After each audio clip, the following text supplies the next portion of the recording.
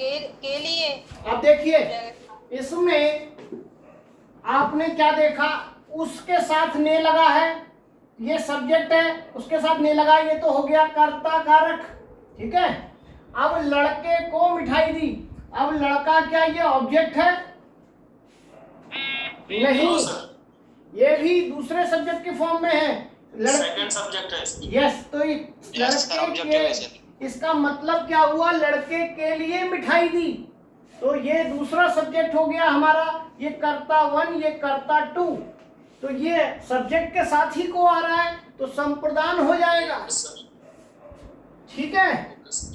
Okay sir, thank you sir. Okay, परीक्षा लेते हो क्या मेरी बीच बीच में? अच्छा, उसमें एक्सरसाइज में था तभी पूछा सर। कोई बात, अरे कोई बात नहीं मित्र, मैं तो मजाक भी करता हूँ, मजाक भी तो करना चाहिए, इतनी बोरिंग क्लास हो जाती है कई कई बार। अब इस एक से को समझ गए हैं तो इसका एक फॉर्मूला भी याद कर लीजिए, जब भी ऑब्जेक्ट प्लस से आएगा तो वो करण कारक होगा। अभी देखा था हमने, मोहन पेन से लिखता है और ऑब्जेक्ट के साथ से था, लेकिन ये से है, ये जो अलग होने के भाव में आता है, अलग होने के भाव के अंदर इस से का प्रयोग होता है, किताबों में जो लिखा है, लेकिन इससे आगे की भी बहुत सारी चीजें जो अभी आपको बताने जा रहा हूं। देखिए, केवल अलग होने के भाव में नहीं आता है। फॉर एग्जाम्पल, जैसे हम लिखते हैं, वह घर से निकला, अब ये जो से है, अगर आप इसे सब्जेक्ट और से ऑब्जेक्ट मान के ऑब्जेक्ट के साथ से देख लेंगे और आपने करण लगा दिया, आंसर गलत हो जाएगा। क्या इस से का मतलब के द्वारा है? नहीं सर। तो इसका मतलब ये करण कारक नहीं। अब आप देखिए, ये जो है, ये वह जो है, घर से क्या हो रहा है, से निकला मतलब अलग हो रहा है, अलग होने का भाव आने पे क्या हो जाता है, अपादान कारक। यस, अपादान कारक हो जाता है। अब आइए देखें, केवल अलग होने का भाव नहीं है, अधिकतर किताबों में व्याकरण में यही लिखा है, अपार्ट होने की स्थिति में ही अपादान कारक होता है। लेकिन देखें, सूर्य से पृथ्वी दूर है, इसमें भी क्या कोई अलग हो रहा है? ये तो पहले से ही अलग थे, सूर्य अलग और पृथ्वी अलग। तो ध्यान रखें, दूसरा है, जब दूरी हो, दूरी होने के भाव में भी, डिस्टेंस में भी, अपार्ट की स्थिति में, डिस्टेंस की स्थिति में भी आपको अपादान कारक ही मिलेगा। तीसरा सेंटेंस देखिए, मोहन से सोहन बड़ा है, देखिए से है, के द्वारा के लिए तो नहीं है, और ना मोहन कर्म है, तो करण कारक तो है ही नहीं। अब अपादान है क्या? अलग होने की स्थिति तो है नहीं, मोहन सोहन पहले से अलग है। क्या डिस्टेंस है? कोई डिस्टेंस नहीं है। यहाँ पे क्या है? तुलना हो रही है। तुलना होने पर, यानी कंपैरिजन की स्थिति में भी आपको अपादान कारक ही मिलेगा। अब चौथा देखिए, वह डर से चिल्ला उठा, इसमें देखिए से लगा हुआ है और किसी ऑब्जेक्ट के साथ नहीं है, के द्वारा के फॉर्म में नहीं है, करण कारक नहीं है, अपादान होगा तो क्या अलग हो रहा है? नहीं। डिस्टेंस है? नहीं। कंपैरिजन है? नहीं। क्या है? इमोशन। नोट करें, भाव के साथ आने पर, यानी इमोशन, जब भी किसी खुशी के साथ, डर के साथ, किसी भी भाव वाले शब्द के साथ से आएगा तो वो भी अपादान होगा। तो चार स्थितियां बता दी मैंने आपको। बढ़िया सी बढ़िया किताब में सिर्फ एक ही स्थिति लिखी हुई है, तो चारों का ध्यान रखना है अपने पेपर में। बाकी कारकों में आपको कोई दिक्कत नहीं है। तो यहां तक अगर क्लियर है तो फिर कारक आते हैं आपको। किसी का डाउट हो तो पूछ ले, नहीं तो मैं समास की ओर चल रहा हूं। आज समास और करा दूंगा तुमको, जैसा बोला था उतना मैं करा दूंगा। सर आखिर में जो दो आप लिखवाए थे, दो हिस्सा कारक के, उसके लिए आपने नहीं बताया मिसाल। कौन से वाले दो लिखवाए थे? संबोधन सबसे लास्ट। संबोधन। देखिए जैसे हम कहते हैं किसी को अरे सुनना, मान लो हम किसी को कहते हैं अरे सुनना, ऐसे कहते हैं संबोधन। तो ये संबोधन की स्थिति के लिए है। ओ इधर आना, ऐसे हम जो बुलाते हैं, ये सब क्या है? संबोधन। ठीक है सर सीखने की स्थिति में भी अपादान होगा। किसके? सीखने की। फॉर एग्जाम्पल है सर, मैं जोशी जी से अशुलिपि सीखता हूँ। मैं जोशी जी से अशुलिपि सीखता हूँ। अब आप देखिए ये सब्जेक्ट है और ये क्या है? ऑब्जेक्ट है कि सब्जेक्ट है? और ये है मैं जोशी जी के द्वारा आशुलिपि सीखता हूँ। ये इसका मतलब है कि कुछ और मतलब है? सर आवाज आपकी म्यूट कर लीजिए। मैं जोशी जी के द्वारा आशुलिपि सीखता हूँ, ये सही है इसका मतलब, या केवल मैं जोशी जी से आशुलिपि सीखता हूँ? क्या होना चाहिए? दोबारा बोलिए सर, आवाज नहीं आ रही थी आपसे। क्या इस से के स्थान पर हम के द्वारा भी लगाएंगे? नो। मैं जोशी जी के द्वारा लिख सकते हैं? नहीं सर, नहीं लिख सकते। तो ये जो सेंटेंस है ये भी वहीं जाएगा, किसमें? अपादान की स्थिति में। जी सर। क्योंकि ना ये ऑब्जेक्ट है और ना ये के द्वारा के रूप में आ रहा है। जब दोनों फॉर्म नहीं आ रही है तो हमारा ये सेंटेंस भी कहाँ जाएगा? अपादान की स्थिति में। ठीक है जी सर, थैंक यू सर। और कोई किसी का कोई प्रश्न हो तो ठीक, नहीं तो समास पर आ जाए। जी सर। चलिए समास की बात करते हैं। तो समास की क्या? सर प्लीज ये बता दीजिए, पहले संबंध है या संबोधन?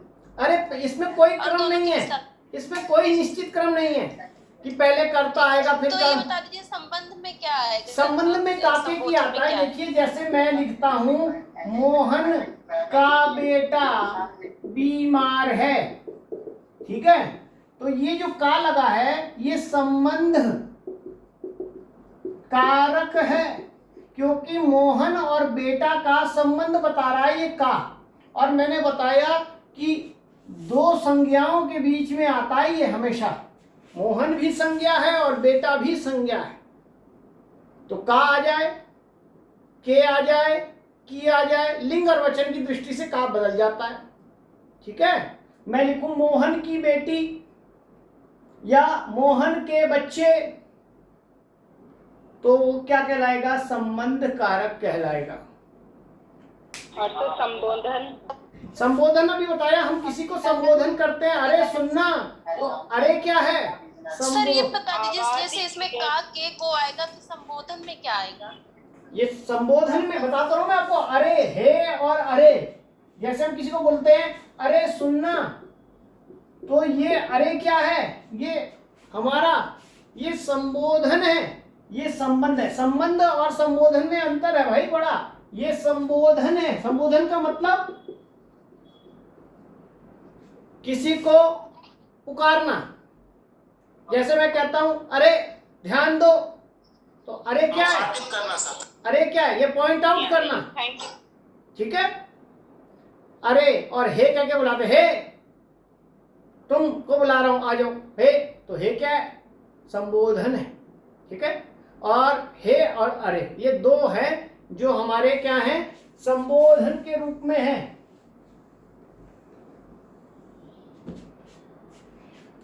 अब आइए, समास किसे कहते हैं? कोई जानता है क्या समास क्या होते हैं?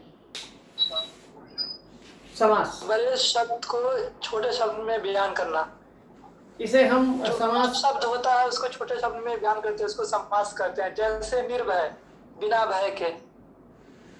अच्छा, आपने इसको कहा कि दो शब्दों को मिलाकर छोटे शब्द में बताना, तो निर्भय का उदाहरण दिया आपने तो बिना भय के, तो भय तो शब्द है, लेकिन क्या ये निर भी एक शब्द है क्या? निर तो कोई शब्द नहीं है। सर गए ये तो रसोई घर। अब आपने कहा रसोई घर, रसोई घर, एक ये दो पद हैं, यानी दो शब्द हैं, इन दोनों को मिलाकर छोटा कर दिया। छोटा कहाँ हुआ? इसमें भी 5 अल्फाबेट, इसमें भी 2 अल्फाबेट, टोटल मिलके जो बनेगा वो 7 अल्फाबेट बनेगा। विकरण हो जाता है। तो हम समझें पहले क्या होता है। मैंने कहा कि वाक्य में जो प्रयुक्त होते हैं वो पद कहलाते हैं। पद प्लस पद मिलकर एक जो बनता है उसे हम कहते हैं समस्त पद। उसका नाम क्या है? समस्त पद। जैसे एक पद अभी आप, जैसे अभी समास नहीं कहते हैं उसे, उसे समस्त पद कहते हैं। जैसे रसोई एक पद है और घर एक पद है, इन दोनों को मैंने मिलाया तो क्या बनाया? समस्त पद, रसोई घर बनाया। ठीक है, ये एक समस्त पद है, समास नहीं है। तो समास किसे कहते हैं? तो समास कहते हैं जो इन दोनों पदों को मिलाने की प्रक्रिया है, जिससे ये समस्त पद बना है, उस प्रक्रिया का नाम समास है। ठीक है, दो पदों को मिलाने का प्रोसेस समास है। ये नहीं कि दो पदों को मिलाने से जो पद बन रहा है वो समास है। एक तो इस बात को समझ लें। अब वो प्रक्रिया कितने प्रकार की है? वो 6 प्रकार की है। तो समास के भेद कितने हो गए? 6 हो गए। 6 प्रकार से इन पदों को मिलाया जाता है, इसलिए समास के भेद भी कितने हैं? 6 हैं। कौन कौन से हैं? एक टेबल आप बना लीजिए, फिर हम इनके उदाहरण देखते जाएंगे। सबसे पहले बात करेंगे तत्पुरुष समास। एक है द्विगु समास, एक है कर्मधारय समास, एक है द्वंद्व समास, एक है हमारे पास अव्ययी भाव समास, एक है हमारे पास बहुव्रीहि समास। तो ये 6 समास हैं हमारे पास। एक्चुअल में ये 4 हैं। भेद अगर आपसे पूछता है समास कितने हैं? 4 हैं। एक तत्पुरुष, दूसरा द्वंद्व, तीसरा अव्ययी और चौथा बहुव्रीहि। 4 आंसर लगाने हैं। ये 2 क्या हैं? ये बेसिकली तत्पुरुष के भेद हैं। सर जो आपने दूसरा नंबर लिखा है वो क्या लिखा है? कौन सा समास है? समझ द्वंद्व। द्वंद्व देखिए, मैं सुंदर सी राइटिंग लिख देता हूँ आपके लिए। ये लीजिए, बहुत सुंदर सा दा बनाइए, नीचे वह लगाइए, दोनों में और ऊपर डॉट लगा दीजिए। द्वंद्व समास। द्वंद्व का मतलब समझेंगे तो आपको समास भी आ जाएगा। और उसके बाद क्या लिखा है? ये जी अव्ययी। अव्ययी भी लिखिए सुंदर सा। आधा व, पूरा य, फिर पूरा य और बड़ी की मात्रा। अव्ययी भाव समास लिख लिए नाम। तो मैं एक एक को की चर्चा करता हूँ। सर लास्ट वाला बता दीजिए। बहुव्रीहि समास। बहुव्रीहि समास। सर 1 मिनट के लिए रुक जाइए। अभी मत मिटाए। लो लिख देता हूँ। बहुव्रीहि समास। ठीक है, लिख लो। चलो 5 और 6 ठीक है। अब आइए एक एक की चर्चा करते हैं। तत्पुरुष समास की बात करते हैं सबसे पहले। तत्पुरुष समास क्या होगा? आपने अभी मैंने बोला एक पद और दूसरा पद मिलकर एक समस्त पद बनता है। ठीक है, और इन दोनों पदों को मिलाने की जो प्रक्रिया होगी उसका नाम समास है। अगर वो तत्पुरुष के कॉन्सेप्ट से मिला तो उसका नाम तत्पुरुष समास, वो कर्मधारय के समास की पैटर्न से मिला तो उसका नाम कर्मधारय समास, द्वंद्व की दृष्टि से मिला तो द्वंद्वात्मक समास। अलग अलग नाम है। तो पहचानेंगे कैसे? तो ध्यान रखें, अगर एक पद और दूसरे पद के बीच में यहां पर क्या आ जाए, कारक चिन्ह आ जाए, कब? विग्रह करने पर। समस्त पद जैसे में जोड़ा है उसको अगर स्प्रेड करें, खोलें, विग्रह करें और दो पदों के बीच में कारक चिन्ह आ जाए तो आप समझ लीजिए वो कौन सा है? तत्पुरुष समास है। यानी पद प्लस कारक चिन्ह प्लस पद, ऐसा कॉन्सेप्ट जहां दिखाई देगा वो तत्पुरुष की पहचान है। सर तत्पुरुष का मतलब क्या है बता दीजिए। तत्पुरुष का मतलब होता है उसके पर्सन जैसा, उसके साथ संबंध है उसका, एक पद का दूसरे पद के साथ संबंध है। देखिए कैसे है ये, जैसे भी मैंने फॉर्मूला बना दिया आपके लिए, पद और पद के बीच में कारक चिन्ह आना चाहिए। जैसे राजा का कुमार, ये था हमारे पास, एक पद ये था, एक पद ये था, बीच में कारक चिन्ह था, इसको हमने मिलाकर छोटा समस्त पद बना दिया, क्या? राजकुमार। तो पेपर में अगर आपसे पूछेगा राजकुमार में कौन सा समास है, तो पहले आपको उन पदों को खोलना पड़ेगा और खोलने पर आपके पास क्या आएगा? राजा का कुमार। यानी आपको कारक चिन्ह मिल गया। तो कारक चिन्ह जहां होता है वो कौन सा होता है? तत्पुरुष समास। ठीक है, जैसे आपके पास आ जाए एक शब्द घुड़सवार, तो आपसे पूछे कौन सा समास है, तो आपको क्या करना पड़ेगा? पहले स्प्रेड करना पड़ेगा, विग्रह करना पड़ेगा। तो क्या आएगा? घोड़े पर सवारी करने वाला, पर सवार। ये दो पद आ गए, कारक चिन्ह आ गया, तो आंसर हो गया क्या? तत्पुरुष समास। अब दिक्कत कहाँ आएगी? दिक्कत आएगी जब आप देख रहे हैं यहां कारक चिन्ह है का, यहां कारक चिन्ह है पद पर, तो तत्पुरुष समास के भेद कौन से हैं? ये का आ गया तो कौन सा हो गया? ये संबंध। कर्म तत्पुरुष, संबंध। कर्म कैसे हो गया? कर्म में तो को आता है, संबंध को आएगा सर जी। तत्पुरुष समास हो गया। कर्म को, ये पर है, पर कहां पर आ रहा था? बंद हो जाएगा। अधिकरण में आ रहा था, अधिकरण तत्पुरुष समास। ऐसे इसके नाम दिए जाएंगे तत्पुरुष के। ठीक है, समझ आया आपके? तब इस प्रकार इसके भेद बनेंगे। अगर समझ आ गया है तो देखकर बताएं क्या होना चाहिए इसका। कोई शब्द छोटा सा ले लेते हैं, विद्यालय। बताइए कोई, मैं कह रहा हूं आपको कि ये एक तत्पुरुष समास है। विद्या के लिए आलय। अब इसका विग्रह क्या होगा? विद्या का आलय होगा या विद्या के लिए आलय होगा? विद्या के लिए आलय। सर विद्या का आलय, विद्या के लिए, विद्या के लिए होगा सर। अब देखिए, जिसने इसका आंसर विद्या का आलय बनाया तो वो संबंध तत्पुरुष लगाकर आ जाएगा। जिसने इसके लिए के लिए लगाया वो संप्रदान तत्पुरुष लगाकर आ जाएगा।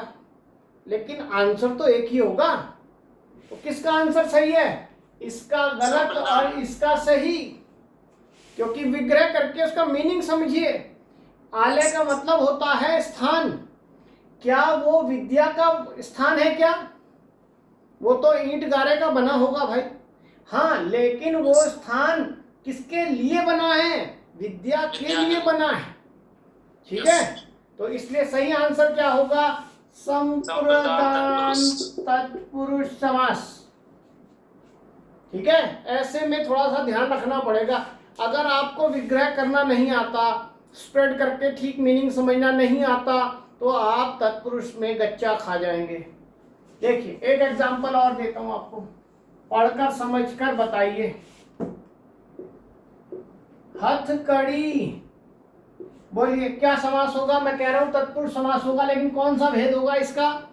संप्रदान तत्पुरुष, संप्रदान तत्पुरुष।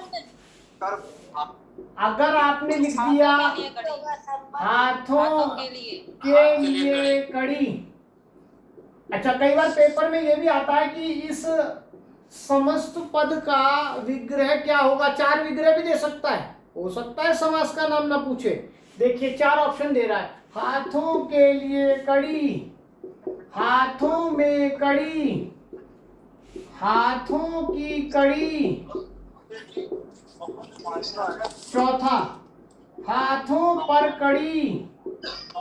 ऐसे चार ऑप्शन तो भी आपको सही चुनने के लिए भी पूछ सकता है, कोई समास नहीं पूछ रहा, विग्रह देखना चाहता है आपको आता है कि नहीं।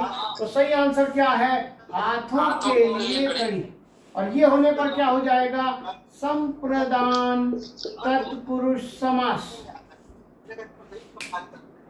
क्योंकि वो कड़ी जो हाथों के लिए बनाई गई है, हाथों में कड़ी नहीं है, हाथों की नहीं है, वो तो लोहे की होगी, ठीक है ना, हाथों पर होगी। हो सकता है जेब में रखी हो पुलिस वाले ने भाई।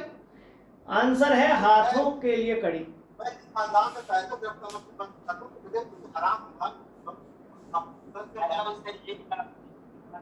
सर अनम्यूट कर दीजिए सर। तो वो खुद ही होस्ट हैं, एम्प्लॉयमेंट फॉर ऑल का में खुला है।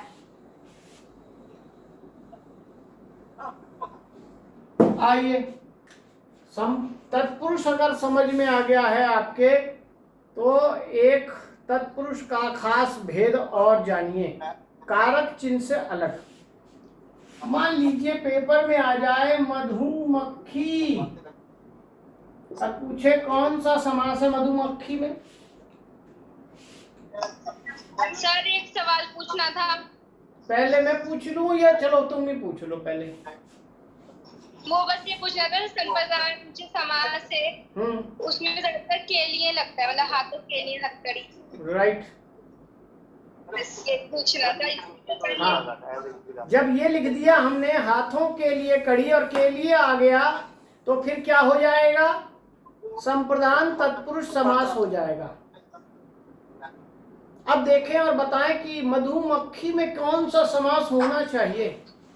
मधु की मक्खी, मधु की मक्खी, यानी आपके अनुसार ये काके की लगने से क्या होना चाहिए, संबंध तत्पुरुष समास होना चाहिए। क्या कोई और बताना चाहता है इसका आंसर। ये तो इसकी विशेषता होगी, क्योंकि ये तो इसका आंसर गलत है। अगर आप कहती हैं ये मक्खी की विशेषता है मधु, तो कर्मधारय समास होना चाहिए। और अगर आप इसे कहना चाहती हैं कि ये कर्मधारय समास है, तो आंसर गलत है। तत्पुरुष, लुप्त पद तत्पुरुष। तो आप इसका पहले ठीक से विग्रह करें। ये मक्खी क्या मधु की बनी हुई है क्या? अरे उसके भी पंख हैं, पैर हैं, हाथ हैं। इकट्ठा करने वाली मक्खी। मधु का संचय करने वाली मक्खी, इसका विग्रह ये होगा। ये पद है, ये पद है, कारक चिन्ह भी है, लेकिन एक्स्ट्रा वर्ड की जरूरत पड़ रही है। किस लिए? अर्थ के स्पष्टीकरण के लिए। तो ध्यान रखें, जहां दो पदों के बीच कारक चिन्ह होने पर भी अर्थ स्पष्ट न हो, अर्थ स्पष्ट करने के लिए कुछ अतिरिक्त शब्दों की जरूरत हो, वहां अलुक तत्पुरुष समास होगा। इसका नाम है अलुक तत्पुरुष समास। ऐसे आपको कई शब्द मिल जाएंगे, जैसे दही बड़ा।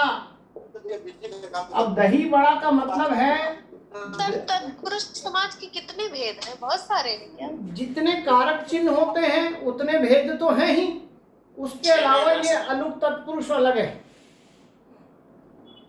अलुक में आपको मैंने बताया दो पद जो हैं हमारे, उसके अलावा कारक चिन्ह तो होगा ही जो तत्पुरुष की पहचान है, लेकिन का के आधार पर इसे संबंध नहीं कह सकते, क्योंकि हमें इसका अर्थ स्पष्ट करने के लिए एक्स्ट्रा वर्ड की जरूरत पड़ी।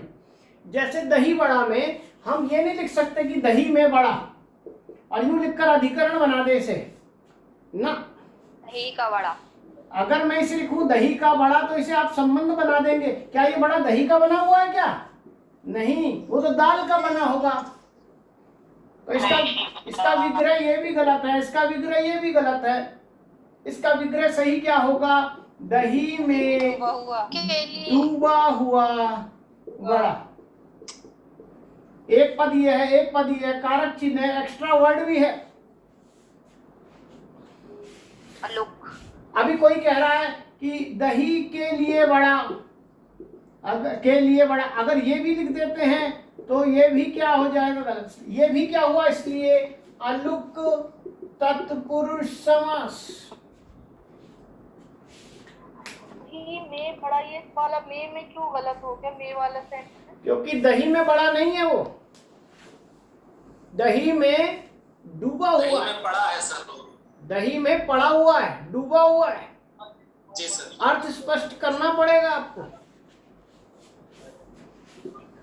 चलिए तत्पुरुष से आगे चलें।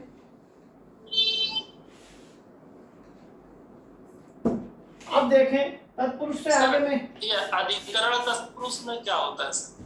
अधिकरण तत्पुरुष में या पर जैसा शब्द आएगा बीच में, दो पदों के बीच में,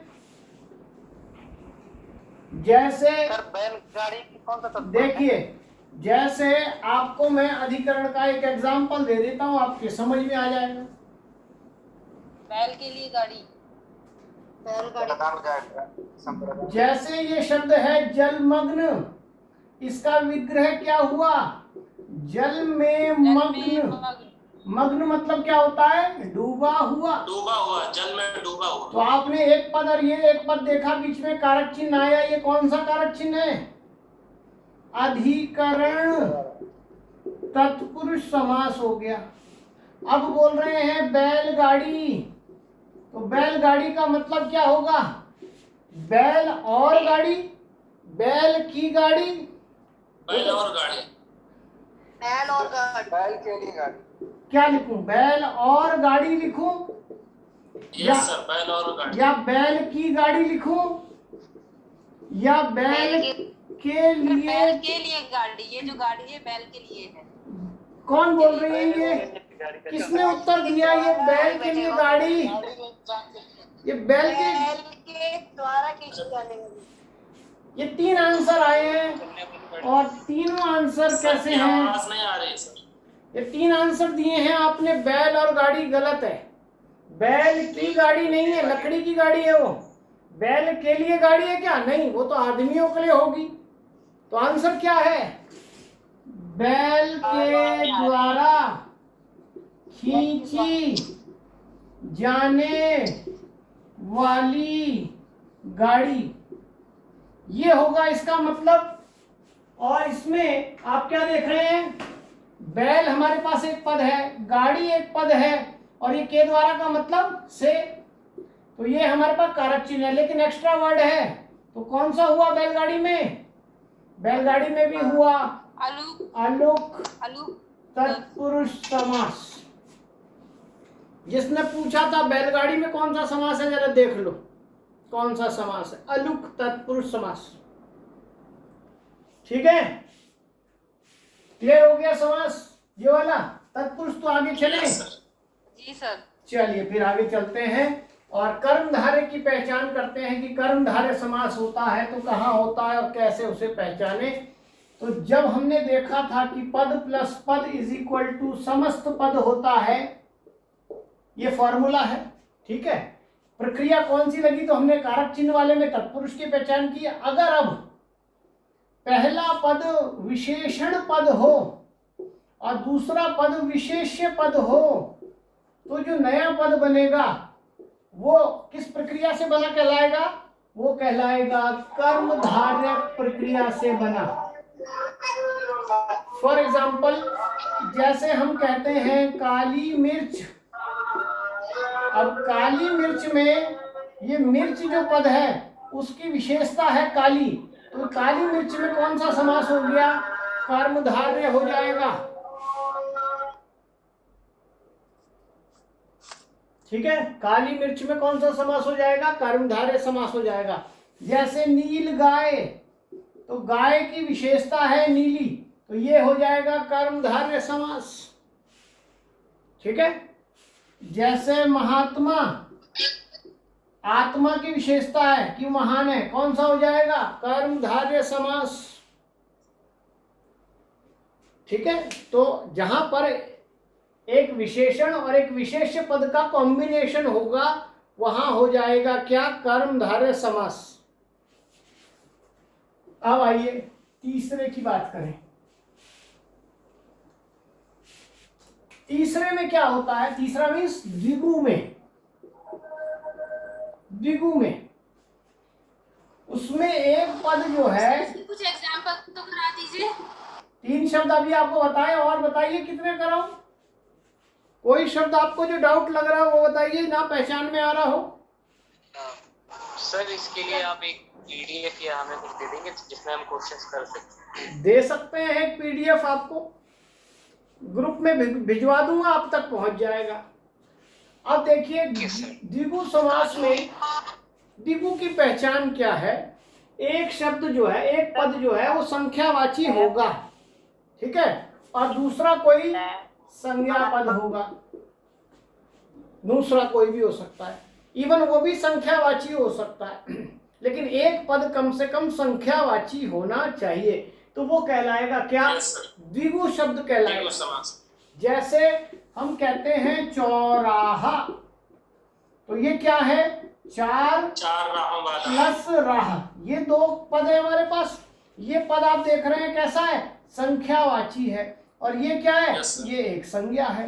तो 4 राहों का समाहार चौराहा, तो कौन सा समास है, कौन सी प्रक्रिया से 2 शब्द पद मिले हैं, तो द्विगु समास का नाम आप उस पर लगाएंगे, ठीक है। जैसे सप्ताह, सप्ताह, अब सप्त एक संख्या है प्लस आह, आह का मतलब होता है दिन, 7 दिनों का समाहार, तो कौन सा समास हो गया, द्विगु समास हो गया।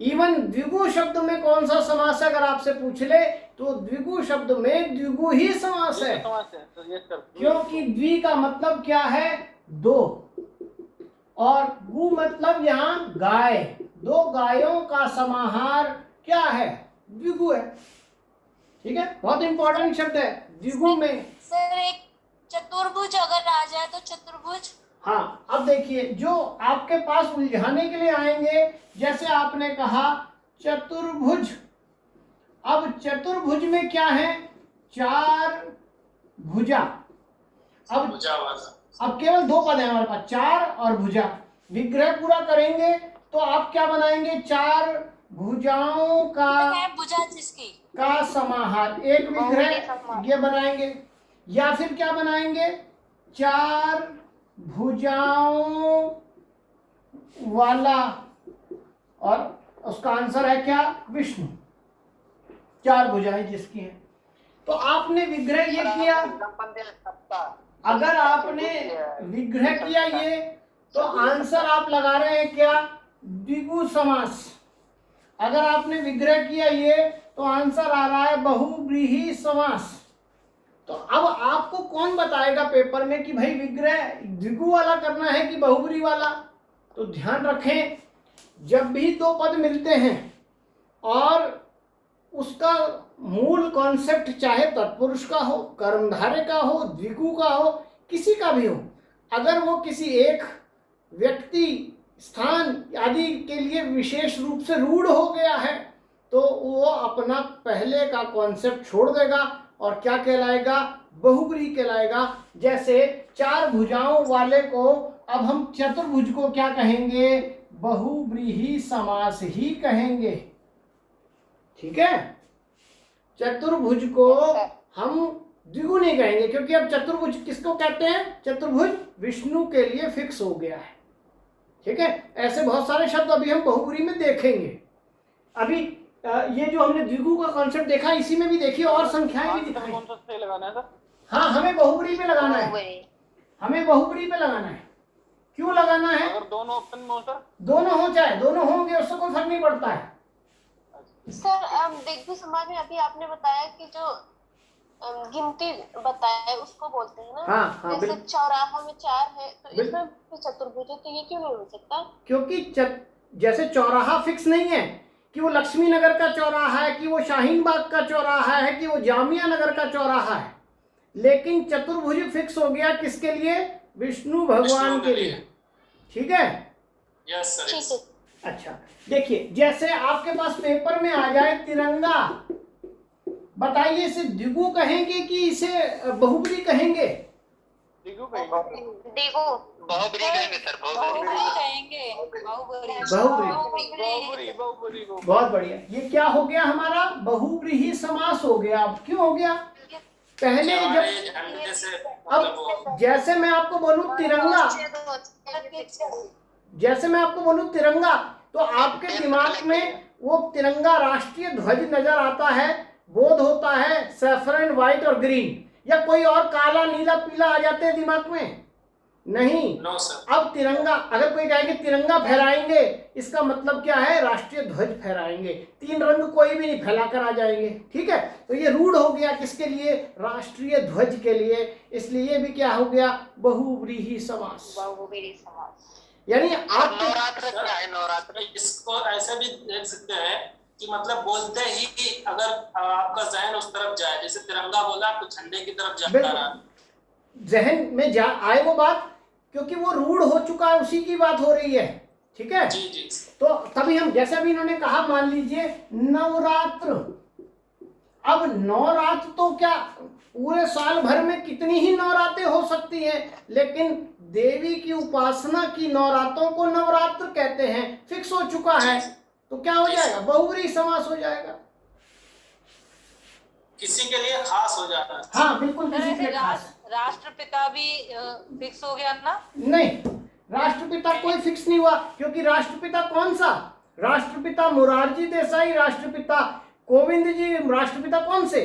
ये राष्ट्रपिता, ये राष्ट्रपिता या राष्ट्रपति जो हम कहते हैं, नहीं, राष्ट्रपिता के लिए कोई बात, महात्मा गांधी जी दोनों को के कहा लिए जाता है ना। नहीं। अब आपने बोला राष्ट्रपिता, अब राष्ट्रपिता महात्मा गांधी, लेकिन क्या जैसी शब्द आए राष्ट्रपिता, तो क्या केवल गांधी जी को राष्ट्रपिता कहते हैं? और देशों में भी तो किसी को राष्ट्रपिता कहते होंगे, बोलो, या राष्ट्र नहीं कहते, लेकिन राष्ट्रपति और देशों में कहते हैं।